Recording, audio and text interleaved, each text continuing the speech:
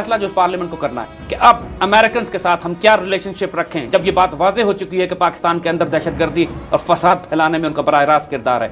हमें उनकी सप्लाईज हैं जो रोकनी है, और हमें साफ साफ मैसेज उनको देना है कि अगर तुमने ड्रोन हमले बंद नहीं किए हमारे ऊपर, अगर तुमने दहशतगर्दों को सपोर्ट करना बंद नहीं किया हमारे अंदर, तो हमारे पास एक्सपीरियंस है और तजुर्बा है, हम ये काबिलियत रखते हैं कि जिस तरह सोवियत यूनियन को हमने जहन्नुम में रसीद किया था अफगानिस्तान में, इस तरह तुम्हें भी इन डब्बों में बंद करके तुम्हारे मुल्क में वापस भेज दें। हम गुलबदीन हिकमतयार, जलालुद्दीन हक्कानी और मुल्ला उमर को फिर सपोर्ट करेंगे उसी तरह जिस तरह तुम पाकिस्तान के अंदर BLA और TTP के दहशतगर्दों को सपोर्ट कर रहे हो। अभी हम कर नहीं रहे, लेकिन हमें प्रोवोक नहीं करो। अगर हमने फैसला कर लिया कि हम ये करेंगे तो हमारे पास रिसोर्सेज भी हैं, एसेट्स भी हैं, तजुर्बा भी है और विल भी है।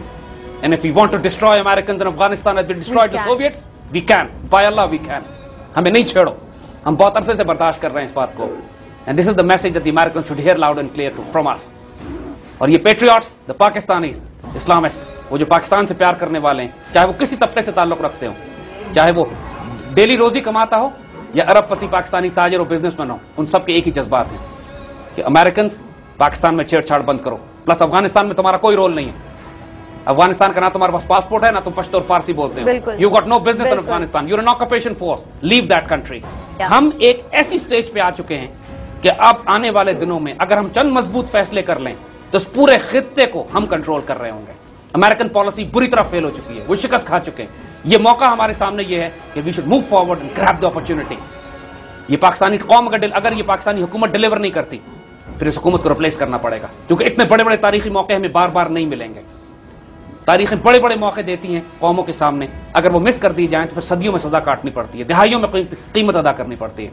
इस वक्त कौम को, पार्लियामेंट को, प्रेसिडेंट को, आर्म फोर्सेस को, मीडिया को कलेक्टिवली कॉमन फ्रंट बनाना है। रिप्लेसमेंट भी तो नहीं है सर हमारे पास। रिप्लेसमेंट हमारे पास निकल आएगी। हमारे पास एक ग्रुप, क्या पूरे मुल्क के अंदर हम 10-15 ऐसे पेट्रियट पाकिस्तानी गैरतमंद और दलेर पैदा नहीं कर सकते जो इस मुल्क को चलाएं?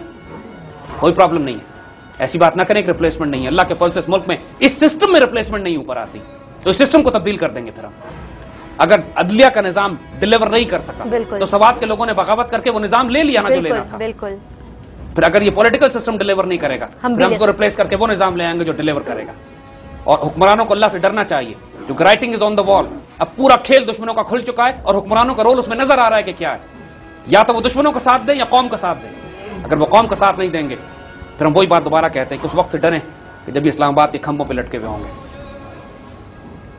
और अल्लाह ताला बड़ा बेनियाज है, वो परवाह नहीं करता कि आज उनके आगे कितनी गाड़ियां चल रही हैं और कितने सिक्योरिटी गार्ड उनके आगे और पीछे।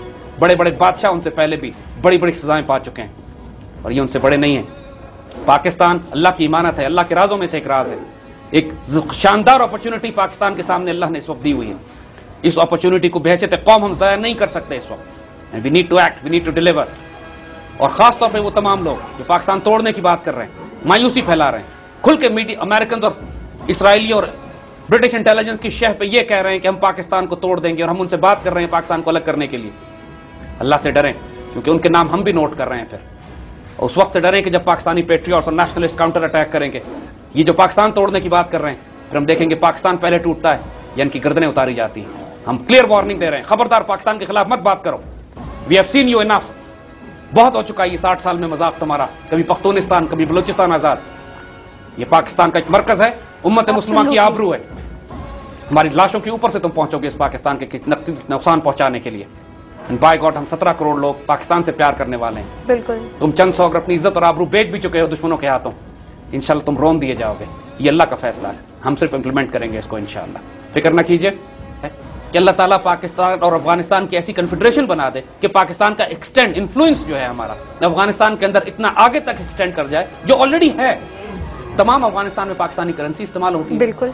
लाखों के तादाद में अफगानिस्तान के लोग पाकिस्तान में मौजूद हैं जो हमारी पश्तो बोलते हैं, उर्दू जानते हैं।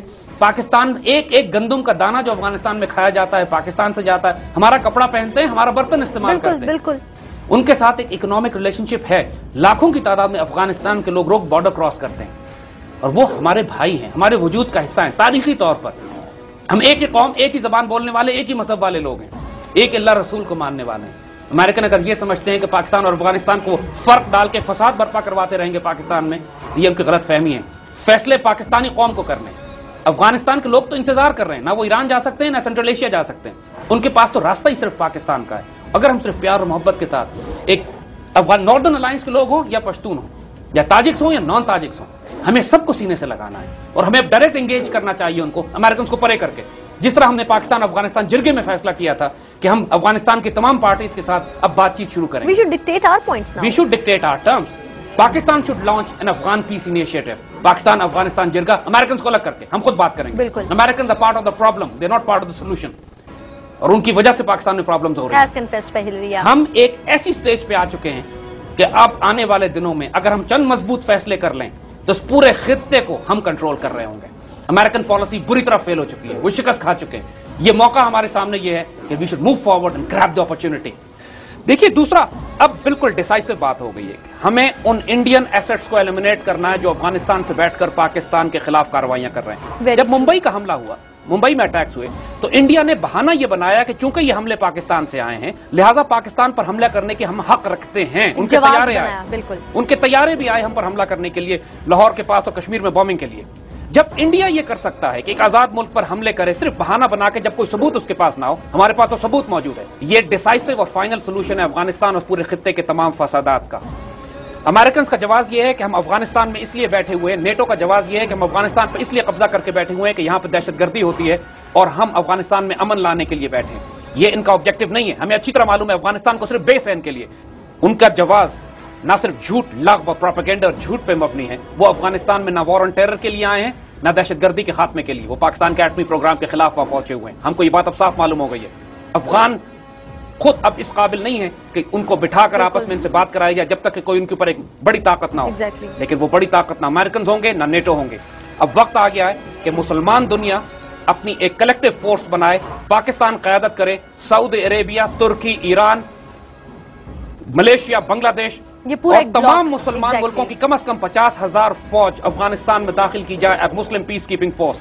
अफगानिस्तान मुसलमान मुल्क है, हम अपने मसाइल खुद हल करना जानते हैं। हमें कोई क्रूसेडर्स की और सलीबियों की जरूरत नहीं है कि हमारे इलाके में आके हमें सिखाएं कि हम तुम्हारे अंदर अमन पैदा करेंगे। अब पाकिस्तान को सीरियसली डिमांड करना चाहिए, पाकिस्तान को एक नया डिप्लोमेटिक इनिशिएटिव लॉन्च करना है मुस्लिम दुनिया में कि कम से कम 10-12 मुसलमान मुल्कों की फौजें जब ये इकट्ठे होंगे मुसलमान मुल्क, ना तालिबान इनके खिलाफ लड़ेंगे, ना तालिबान इन पर हमले करेंगे, ना दुनिया में किसी को एतराज होगा कि पाकिस्तान अफगानिस्तान को अपनी कॉलोनी बनाना चाह रहा है। पाकिस्तान वहां पर अमन लाने के लिए तमाम दुनिया के मुसलमान मुल्कों के साथ जब अपनी फौजों को दाखिल करेगा और तमाम अफगानों को इकट्ठा बिठा के ग्रैंड जिरगा करेगा कि तुम आपस में आओ, अपने मामला तय करो, खुद हुकूमत करो, और जब तुम्हारे मामला तय हो जाएंगे तमाम मुसलमान फौजें अपने इलाकों में चली जाएंगी। अल्लाह के फजल से हम डरने वाली कौम नहीं है। हम शहादतें देना भी जानते हैं, दुश्मनों की आंखों में आंखें डालकर बात करना भी जानते हैं, और हम में इतनी गैरत, जुर्रत, ताकत अल्लाह के फजल से दी हुई है कि अगर हम ये फैसला कर लें कि हम अमेरिकन और इंडियंस को अफगानिस्तान में दफन कर देंगे तो हम कर भी सकते हैं। हमें मजबूर न करें इस बात के ऊपर, ये बात हम पहले भी उनको वार्न कर चुके हैं। अब हम अमेरिकन को उतना ही बड़ा थ्रेट समझते हैं जितना हम इंडियंस को समझते हैं, क्योंकि अमेरिकन ने गद्दारी की है, अमेरिकन ने हमारी पुष्ट में खंजर मारे हैं हमेशा। अयूब खान ने जो कहा था कि अमेरिकन की दुश्मनी बुरी है लेकिन इनकी दोस्ती खुदकुशी होती है, हम भारी कीमत अदा कर रहे हैं इनकी दोस्ती की। अब इसको हम अदा नहीं करेंगे। कोई मुल्क सुकून से नहीं रहेगा अगर अफगानिस्तान में अमेरिकन और नेटो अपने जेसॉक के सीक्रेट कवर्ट ऑपरेशंस के साथ मुल्कों में दहशतगर्दी की कार्रवाइयां सपोर्ट करते रहें। हमें इनकी तारीख भी मालूम है और इनकी आज की हरकतें भी। अमेरिकन डरे उस वक्त से जब पाकिस्तान यह फैसला करेगा कि हम जिस तरह सोवियत यूनियन को हमने अफगानिस्तान में दफन किया था अब हम अमेरिकन फोर्सेस को दफन करने जाएंगे।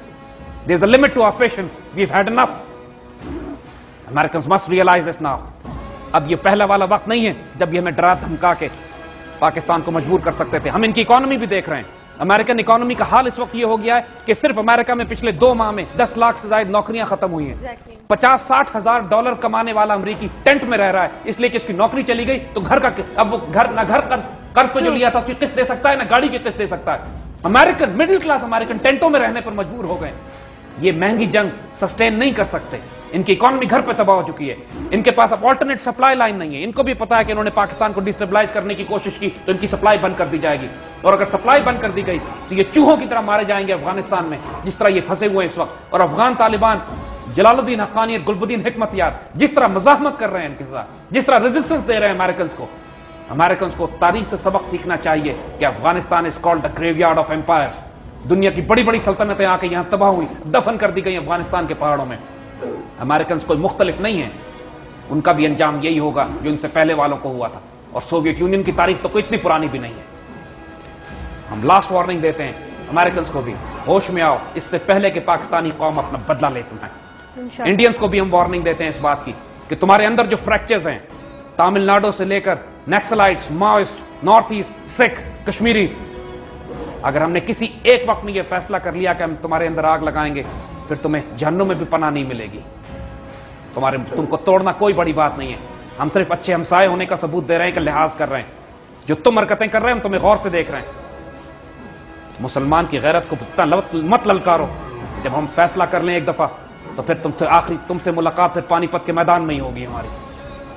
अल्लाह पाकिस्तान का हामी नासिर है और हामी नासिर रहेगा। हम पाकिस्तान सेक्रेड है हमारे लिए, पाकिस्तान की इज्जत और आबरू सेक्रेड है हमारे लिए। हम हर किस्म की कुर्बानी देंगे इस पाकिस्तान को बचाने के लिए। और अल्लाह के फजल से ये मुल्क तमाम तक दुश्मनों की साजिशों के बावजूद रोज बरोज तरक्की करता जा रहा है। लेकिन हमें प्रॉब्लम अंदर के मुनाफिकों से, बाहर के दुश्मनों से नहीं। हम अंदर के मुनाफिकों को ज्यादा वार्न कर रहे हैं। बाहर के दुश्मनों को तो अल्लाह के फजल से हम दफन करेंगे अपनी जमीन में या समुद्र में धकेलेंगे, उसका हमें प्रॉब्लम नहीं है। अल्लाह इस पाकिस्तान का हामी नासिर है और रहेगा। इस पाकिस्तान में अब फैलना, ये खुशखबरी हम फिर दे रहे हैं। लेकिन हम दुश्मनों से कह रहे हैं कि don't push us again, don't push us to the limit. जिस तरह हमने ट्राइबल एरिया और सवात में तुम्हारी कमर तोड़ी है, हम इंशाल्लाह बलूचिस्तान में अगर हमने फैसला कर लिया तो तुम्हारा इससे बुरा असर करेंगे। अल्लाह ने पाकिस्तान कायम रहने के लिए बनाया है, कायम रहेगा इंशाल्लाह। जो इसकी इज्जत और आबरू की हिफाजत करेगा दो जहानों में कामयाब होगा। जो इसकी तरफ बुरी निगाह से देखेगा उसको दो जहानों में जलील और रुसवा किया जाएगा। अल्लाह खुद भी सजा देगा और हमारे हाथों भी सजा देगा। And we are waiting for the day when we will do this. और हम दुश्मनों को यह पैगाम देना चाहते हैं कि तुम कितने बेटे मारोगे हमारे, स्पेशली जो हमारी माएं अभी वो बेटे पैदा कर रही हैं जो खालिद तारिक और टीपू की तरह है। हमें कोई गम इस बात का नहीं है कि हम कितने शहीद दे रहे हैं।